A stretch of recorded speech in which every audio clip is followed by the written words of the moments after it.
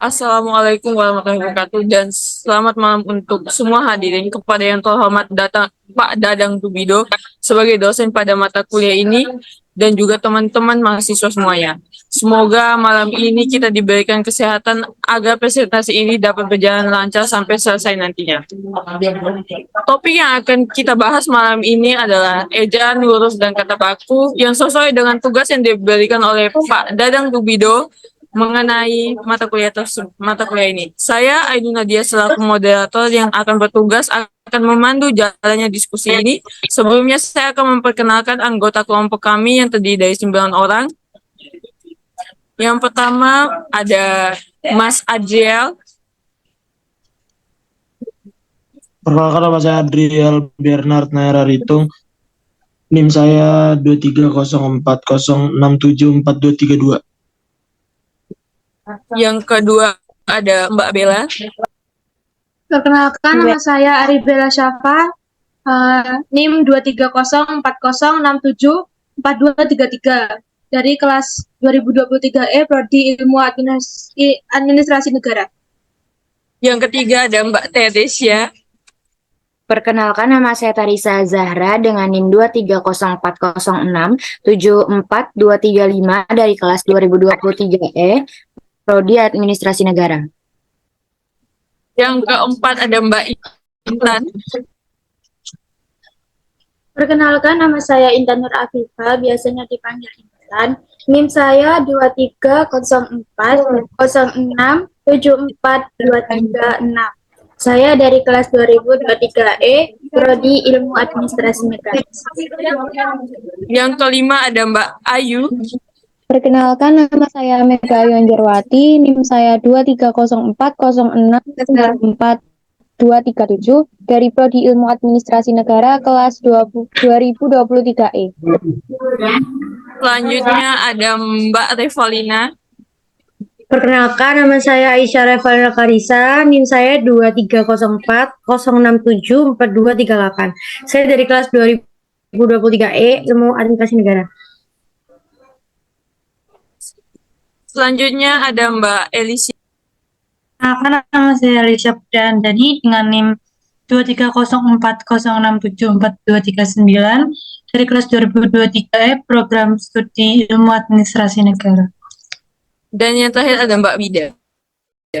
Perkenalkan, nama saya Widayana Sairah dari kelas 2023E dengan NIM 23040674240 Prodi Ilmu Administrasi Negara.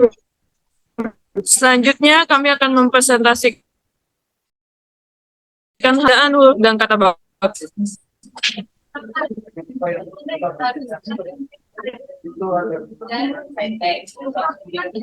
Yang pertama ada subbab ejaan. Pengertian, fungsi, penggunaan huruf kapital, penulisan kata, depan, imbuhan, partikel, penulisan gabungan kata, penulisan bilangan. Next.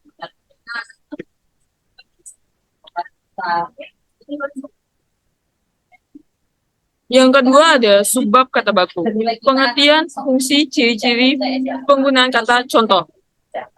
Selanjutnya, materi pertama akan dijelaskan oleh Mas Adriel. Dipersilahkan. Pengertian ejaan. Pengertian ejaan bahasa Indonesia disingkat EBI adalah ejaan bahasa Indonesia yang berlaku sejak tahun 2015 berdasarkan Peraturan Menteri Pendidikan dan Kebudayaan Republik Indonesia Nomor 50 tahun 2015 tentang pedoman umum ejaan. Ejaan ini menggantikan ejaan yang disempurnakan. Ejaan merupakan tata cara penulisan huruf, kata, dan kalimat sesuai dengan standarisasi yang telah disepakati dalam kaidah bahasa Indonesia. Ada juga pengertian ejaan dari beberapa ahli. Yang pertama, menurut Kamus Besar Bahasa Indonesia, KBBI, kaidah cara menggambarkan bunyi-bunyi, kata, kalimat, dan sebagainya dalam bentuk tulisan, huruf-huruf, serta penggunaan tanda baca. Yang kedua, Yunus Abidin 2010. Ejaan adalah aturan yang melambangkan bunyi bahasa menjadi bentuk huruf kata serta kalimat. Yang ketiga, Wirjo Sodarmo, 1984. Ejaan adalah aturan melukiskan bunyi ucapan. Yang terakhir, Ida 2010. Ejaan adalah keseluruhan peraturan bagaimana melambangkan bunyi ujaran dan bagaimana hubungan antara lambang-lambang itu. Ejaan juga bisa diartikan sebagai kumpulan peraturan penulisan huruf, kata, serta penggunaan tanda baca. Next, selanjutnya ada Mbak Bella yang akan menjelaskan.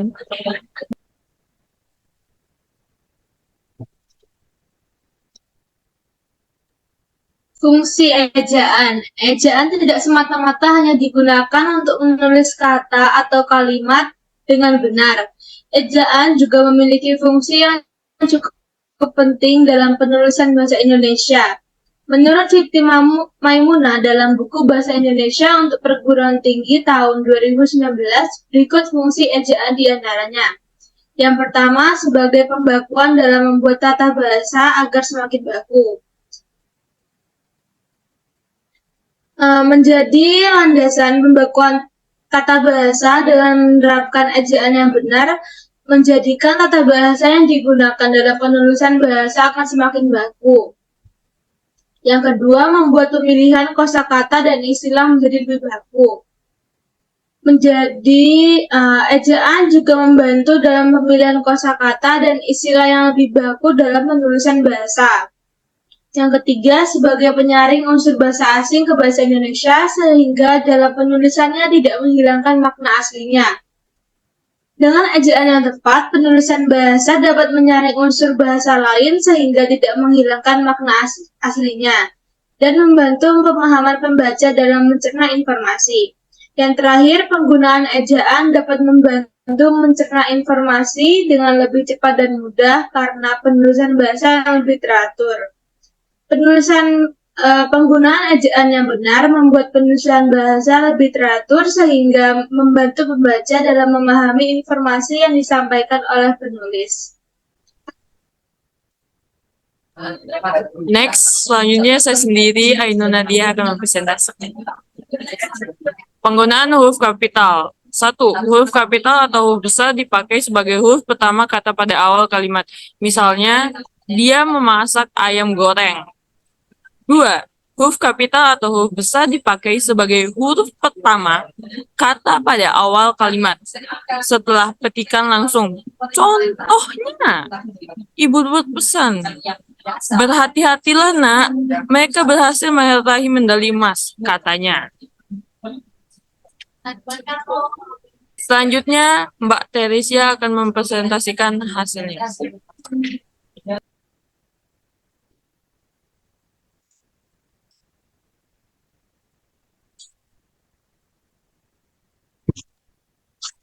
Selanjutnya saya akan menjelaskan tentang kata depan, kata berimbuhan, dan partikel. Sebelumnya, penulisan kata depan dan kata berimbuhan seringkali disamakan, padahal kedua kata ini berbeda. Pertama ada kata depan. Kata depan memiliki nama lain preposisi. Kata depan memiliki posisi di depan sebelum kata benda, kata kerja, kata keterangan. Kata depan memiliki banyak sekali fungsi, yaitu menyatakan tempat, arah, asal, tujuan, perbandingan, sebab akibat. Beberapa contoh kata depan itu ada di, ke, dan dari. Kata depan memiliki 3 aturan dalam penulisannya. Yang pertama, kata depan di, ke, dan dari tidak disambung tetapi dipisah dengan kata di belakangnya ketika menunjukkan arah, waktu, dan tempat. Contoh kata depan ini di luar, di sana, di siang hari, ke toko, keluar, dari belakang, dari Surabaya, dan lain-lain. Yang kedua, aturan pisah ini dikecualikan untuk kata depan yang sudah lazim atau sering digunakan, seperti kepada, daripada. Begitu juga ketika kata depan bertemu imbuhan dari sebuah kata. Contoh dari kata depan ini dibeli, dibawa, dilepas, keluar. Aturan yang ketiga adalah ketika kata depan akan digunakan pada judul, maka penulisannya harus menggunakan huruf kecil.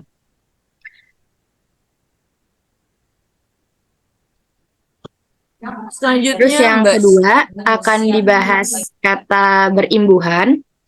Kata berimbuhan adalah bunyi yang ditambahkan pada sebuah kata dasar, baik di awal, di akhir, di tengah, atau gabungan di antara ketiganya, untuk membentuk kata baru, sehingga berhubungan dengan kata pertama. Misalnya kata dasar minuman, yang akan berubah makna bila diberi imbuhan an di akhir menjadi kata minuman. Karena minum merupakan bentuk kata kerja dan minuman merupakan bentuk kata benda yang artinya pasti berbeda.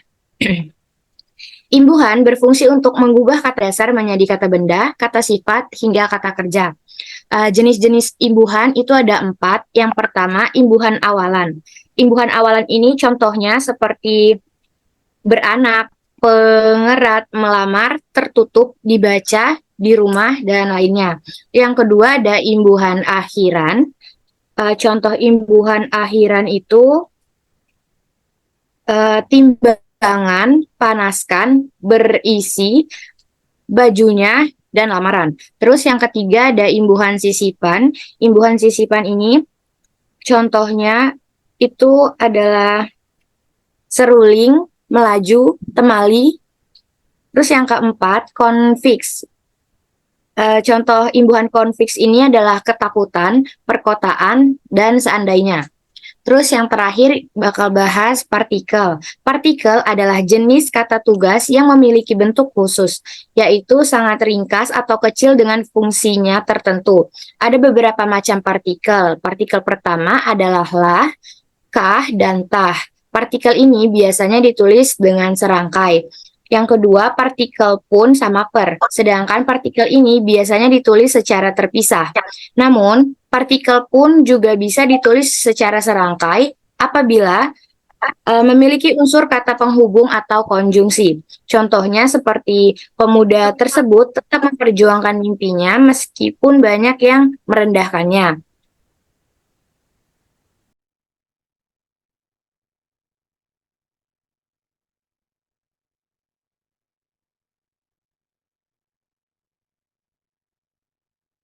Oke, selanjutnya Mbak Intan akan mempresentasikan hasil diskusinya.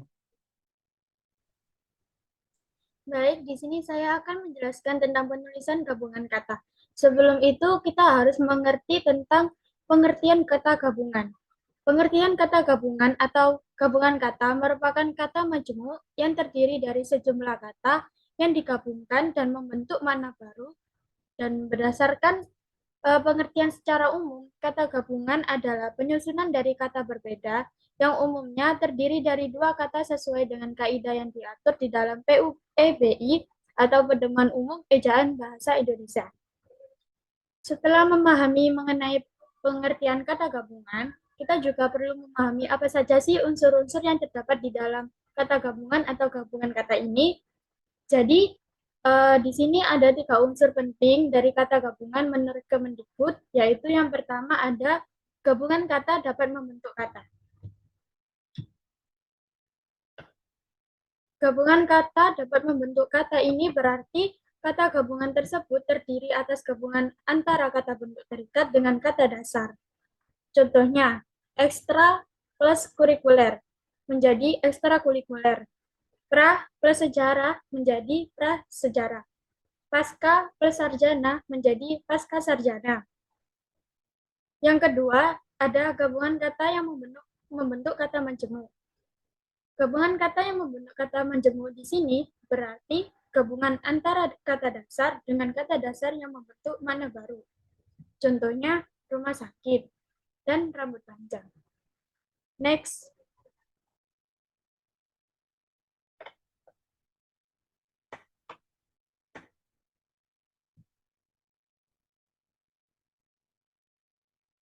Yang ketiga ada gabungan kata yang membentuk frasa. Unsur kata gabungan yang terakhir adalah gabungan 2 atau lebih kata yang memiliki sifat tidak predikatif. Contohnya seperti gunung tinggi, rumah luas, dan taman kotor. Di sini juga menjelaskan tentang jenis kata gabungan. Secara keseluruhan, jenis kata gabungan dibagi menjadi dua, yaitu kata gabungan berdasarkan distribusi dan kata gabungan berdasarkan kategori. Yang pertama ada kata gabungan distribusi. Di dalam kata gabungan distribusi ini dibagi lagi menjadi dua jenis, yaitu gabungan kata eksesentris dan di dalam gabungan kata eksesentris ini berarti bentuk kata gabungan yang tidak memiliki inti frasa yang biasanya dicirikan dengan pemakaian kata depan atau preposisi. Contohnya, ke alun-alun dan tahun kabisat. Yang kedua ada gabungan kata endosentris. Memiliki inti kata gabungan yang disebut frasa endosentris dan dibedakan menjadi 4, yaitu gabungan kata koordinatif yang berarti terdiri dari unsur-unsur setara yang di antara unsur-unsur tersebut dapat disisipi kata dan serta atau. Contoh, gula semut menjadi gula dan semut, keluar masuk menjadi keluar atau masuk. Selanjutnya ada gabungan kata atributif yang berarti terdiri dari unsur-unsur tidak setara yang dalam hal ini bisa disisipi kata yang, tentang, atau untuk. Contohnya, anak manis menjadi anak yang manis. Buku petunjuk menjadi buku untuk petunjuk. Selanjutnya ada gabungan kata aposisi. Di dalam gabungan kata aposisi ini terdiri dari unsur atributif yang berupa keterangan tambahan. Contoh, Kevin, pembulu tangkis nasional. Joko Ayarani. Next.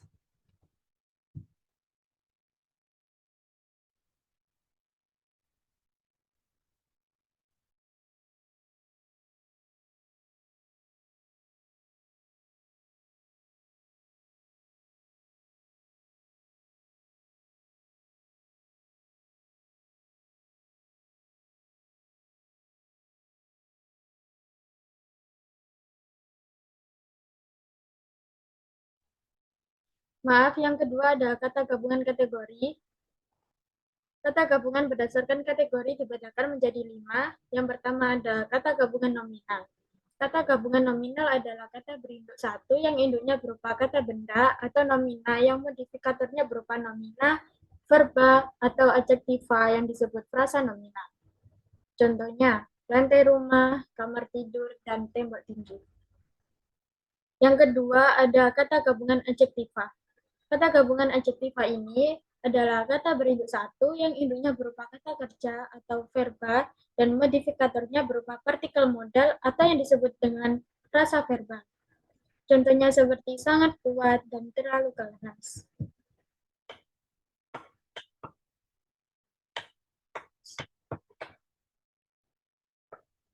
Yang ketiga ada kata gabungan adverbial. Kata gabungan adverbial adalah kata berinduk satu yang induknya berupa keterangan adverbia dan modifikatornya berupa adverbia lain atau partikel yang disebut frasa adverbia. Contohnya dengan senang dan kurang lebih. Yang keempat ada kata gabungan preposisional yang berarti kata berinduk satu yang induknya berupa kata depan atau preposisi dan modifikatornya berupa nomina yang disebut frasa preposisional. Contohnya, ke kantor, ke gunung, di sini, dan di lemari.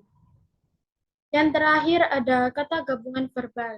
Kata gabungan verbal adalah kata berinduk satu yang induknya berupa kata kerja atau verba dan modifikatornya berupa partikel modal yang disebut frasa verbal. Contohnya seperti sudah datang dan telah pergi. Next.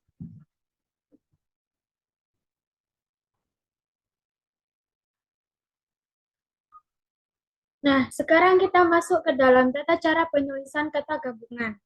Jadi, untuk dapat menulis kata gabungan, tentu ada tata cara agar penulisannya sesuai dengan PUEBI atau Pedoman Umum Ejaan Bahasa Indonesia.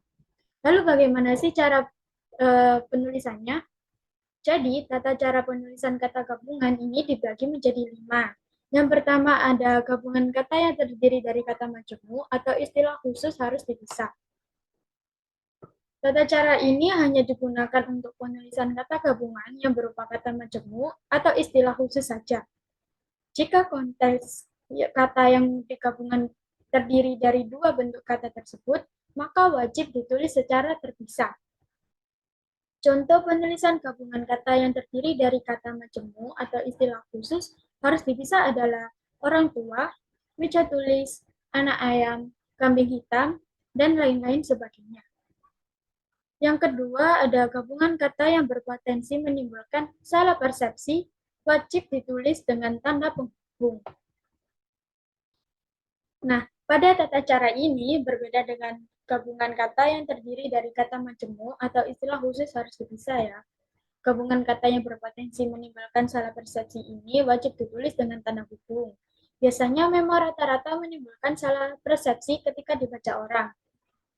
Maka sebab itu, penulisan gabungan kata ini wajib ditulis menggunakan tanda penghubung. Contohnya seperti, anak istri petinggi negara itu hadir di acara tepat waktu. Anak istri yang dimaksud adalah anak dan istri. Yang ketiga, ada gabungan kata ditulis terpisah meskipun diberi sebuah himbauan pada awal atau akhir kata.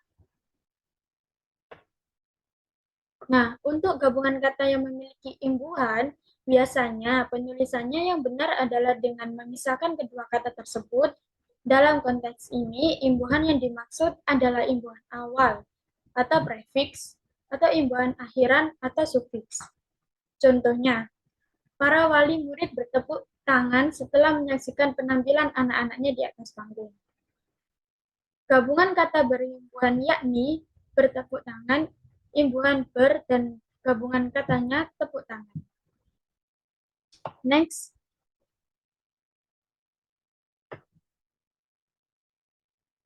Yang keempat, ada gabungan kata ditulis secara serangkai. Jika imbuhan yang dibubuhkan adalah awalan sekaligus akhiran. Tata cara ini ditulis secara serangkai jika imbuhan yang dibubuhkan adalah awalan sekaligus akhiran konfiks. Ini dapat dibilang sebagai kebalikan dari cara penulisan sebelumnya, yang mana kata gabungan ini harus ditulis serangkai karena memiliki imbuhan di depan dan di belakang kata atau di awal dan di akhir kata. Contohnya seperti ketua RT setempat telah menandatangani surat kesepakatan warga yang meminta diberi fasilitas sampah umum. Gabungan kata berimbuhan yakni menandatangani dengan imbuhan men dan i, dan kata gabungannya adalah tanda tangan. Yang kelima, ada gabungan kata yang sudah padu, mesti ditulis secara serangkai. Nah, yang ini berbeda dengan gabungan kata yang ditulis secara serangkai jika imbuhannya yang dibubuhkan adalah awalan sekaligus akhiran. Gabungan kata yang sudah padu ini merupakan tata cara penulisan gabungan kata yang terakhir dilakukan jika gabungan kata terbentuk oleh kata dasar dan kata bentuk terikat. Misalnya, adi, multi, anti, dan lain sebagainya. Contoh gabungan kata ini adalah adi kuasa. Terdiri dari kata dengan bentuk terikat adi ditambah dengan kata dasar kuasa. Dan ada juga anti kritik yang terdiri dari kata dengan bentuk terikat anti dan memiliki kata dasar seperti kritik. Next.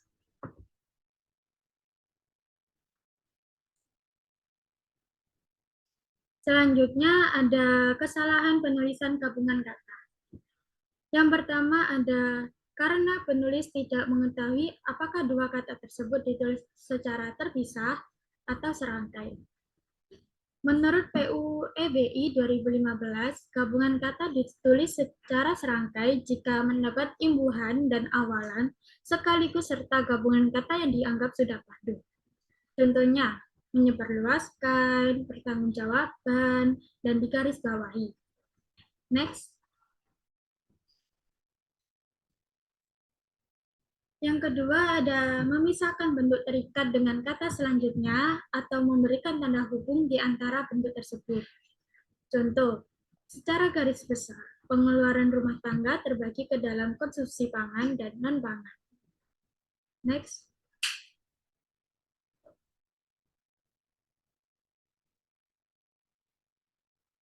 Sudah.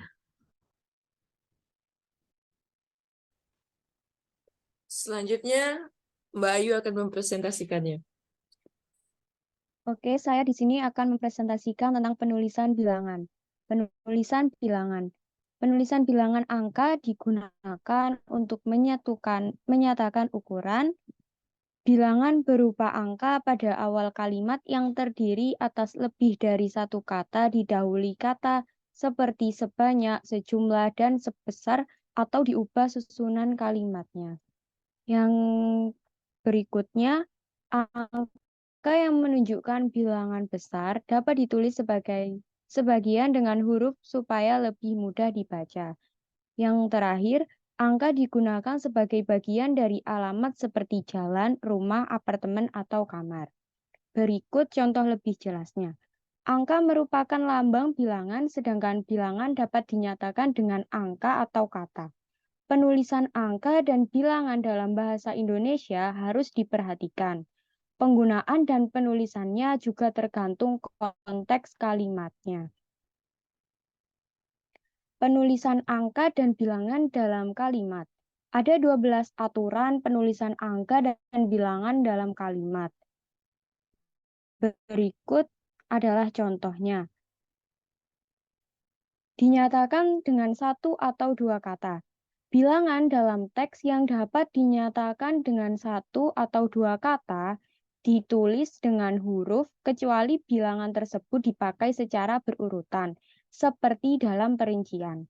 Contohnya, hari ini aku sudah makan nasi 4 kali. Nah, nasi itu 4 ditulis berupa huruf. Kemudian, perpustakaan itu memiliki koleksi 2 juta buku. Kata 2 juta ditulis menggunakan huruf karena termasuk bilangan yang bisa dinyatakan dengan dua kata. Contoh berikutnya, dari 58 orang yang hadir, 41 orang diantaranya memesan ayam goreng dan 17 orang lainnya memesan soto sapi.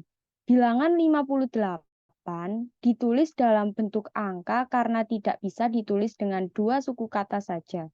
Begitu pula dengan angka lainnya, yakni 41 dan 17.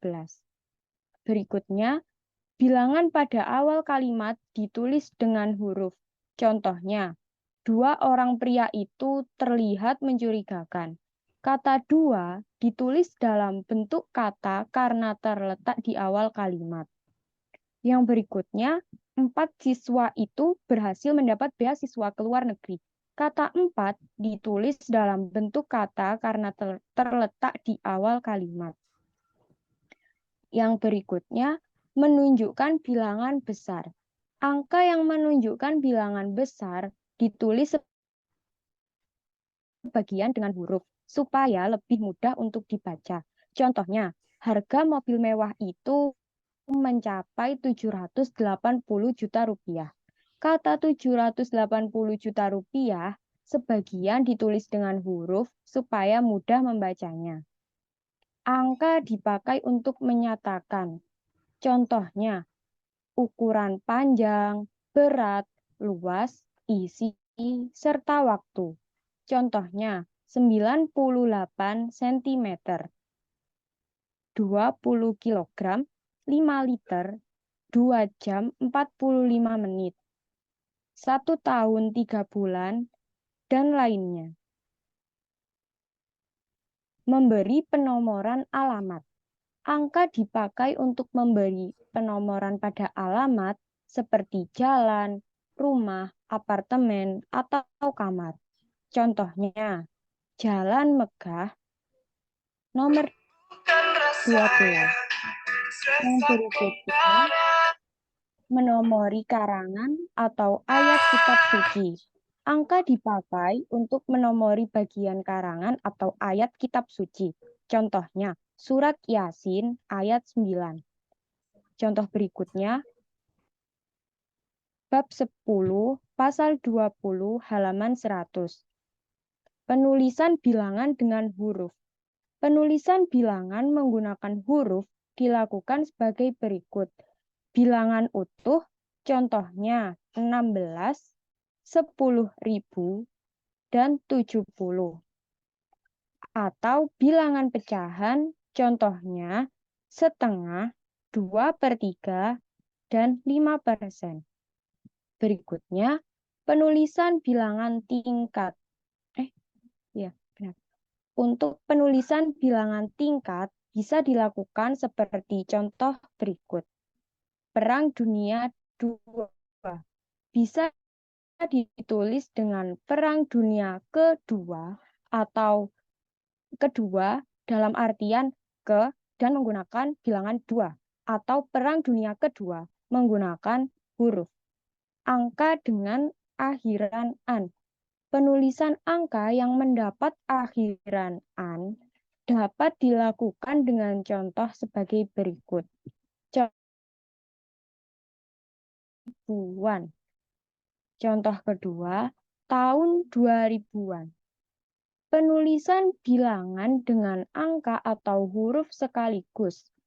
Penulisan bilangan dengan angka dan huruf sekaligus dapat dalam peraturan perundang-undangan, akta, serta kwitansi. Contohnya, telah diterima uang sebanyak Rp5.500.000 untuk pembayaran cicilan sepeda motor. Berikutnya, penulisan bilangan yang dilambangkan angka dan huruf.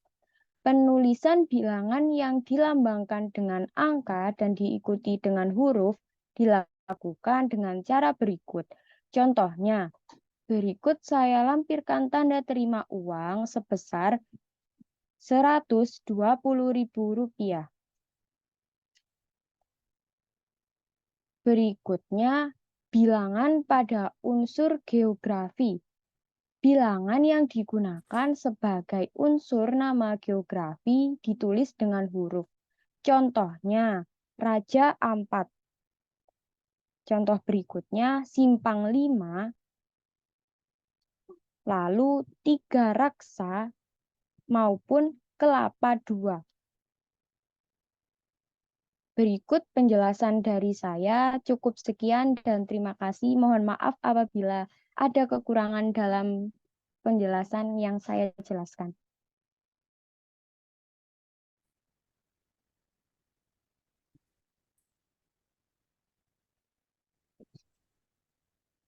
Selanjutnya, Mbak Revalina akan mempresentasikan hasil diskusinya. Oke, saya akan menjelaskan apa itu pengertian dari kata baku itu sendiri. Kata baku merupakan sebuah kata yang digunakan sudah sesuai dengan pedoman atau kaidah bahasa yang sudah ditentukan. Kata baku juga memiliki pengertian lain, yaitu salah satu ragam bahasa Indonesia yang bentuk bahasanya telah dikodifikasi, diterima, dan difungsikan atau dipakai sebagai model oleh masyarakat Indonesia secara luas, terutama dalam dunia pendidikan. Nah, ada pengertian lain juga. Jelas bahwa bahasa baku itu adalah bentuk bahasa yang telah dikondisikan atau ditetapkan, diterima, dan difungsikan sebagai model oleh masyarakat secara luas. Dalam pengertian bahasa baku itu terdapat 5 aspek yang saling menyatu, yaitu modifikasi, keberterimaan, dan difungsikan sebagai model. Bahasa baku sendiri biasanya digunakan untuk pengungkapan bahasa yang bersifat resmi dalam bentuk surat ataupun naskah pidato. Contoh bahasa baku sendiri yaitu contoh bakunya adalah abjad yang berakhiran D, dan kata tidak bakunya yaitu abjad yang berakhiran T. Yang kedua adalah advokat, itu kata baku, dan kata tidak bakunya adalah advokat. Yang ketiga adalah afdal, itu kata baku, dan afdol adalah kata tidak baku. Terus yang terakhir adalah aktif kata bakunya dan kata tidak bakunya adalah aktif. Terima kasih. Itu saja yang bisa saya sampaikan. Mohon maaf jika ada salah kata.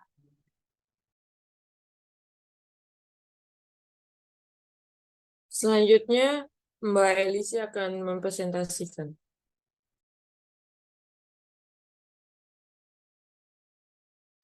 Kemudian selanjutnya saya akan mempresentasikan terkait fungsi kata baku. Kata baku sendiri memiliki 4 fungsi, yaitu yang pertama sebagai pemersatu. Maksud dari fungsi kata baku sebagai pemersatu adalah bahasa baku mempersatukan masyarakat Indonesia dari masing-masing daerah, dari Sabang sampai Merauke yang disatukan dalam bahasa Tunggal Ika, yang artinya berbeda-beda tetapi satu jua. Kemudian, fungsi sebagai pemberi kekasan adalah pembakuan kata dalam bahasa dapat menjadi pembedaan dengan masyarakat pemakai bahasa lain. Contohnya perbedaan bahasa Indonesia di daerah Sumatera yang sudah berbeda pembawaannya. Yang ketiga, sebagai pembawa kewibawaan, artinya kata baku yang diterapkan dalam bahasa dapat memperlihatkan kewibawaan pemakaiannya. Contohnya, memberi wibawa bagi orang yang menggunakannya.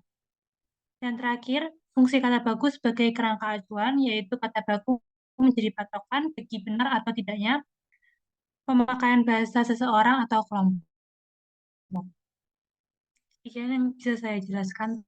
Terima kasih. Selanjutnya, Mbak Wida akan menjelaskan.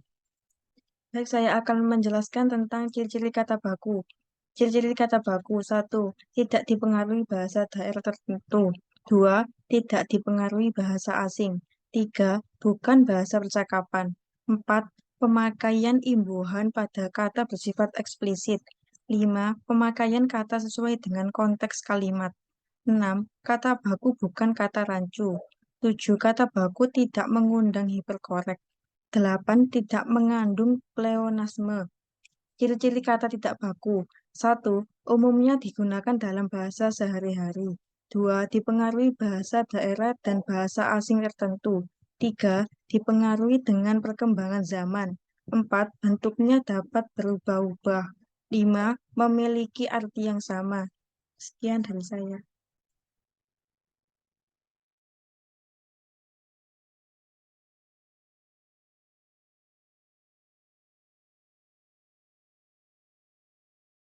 Next.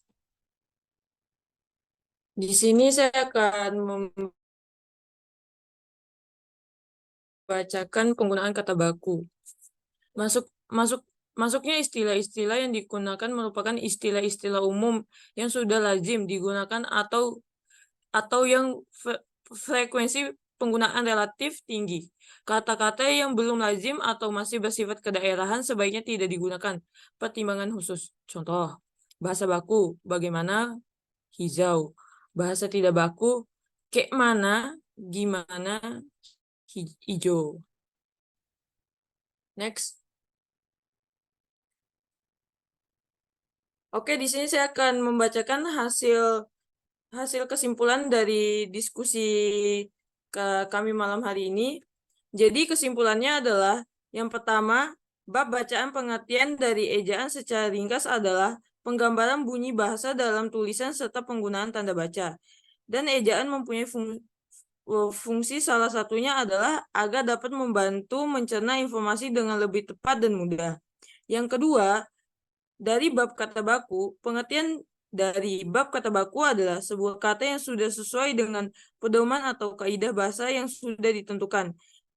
Kata baku ini berfungsi salah satunya adalah sebagai pemersatu dan pemberi kekasan dan mempunyai ciri-ciri antara lain seperti tidak dipengaruhi bahasa asing, memiliki bentuk yang tepat dan pemakaian yang sesuai dengan konteks kalimat.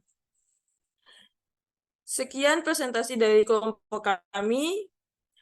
Mohon maaf bila ada kekurangan dan kami mohon maaf bila ada kekurangan dari perekaman video ataupun PPT-nya karena kami cuma manusia sederhana, manusia banyak kurangnya, jadi kami maaf. Sekian presentasi dari kelompok kami. Mohon maaf apabila hidayah. Wassalamualaikum warahmatullahi wabarakatuh. Waalaikumsalam warahmatullahi wabarakatuh. Waalaikumsalam.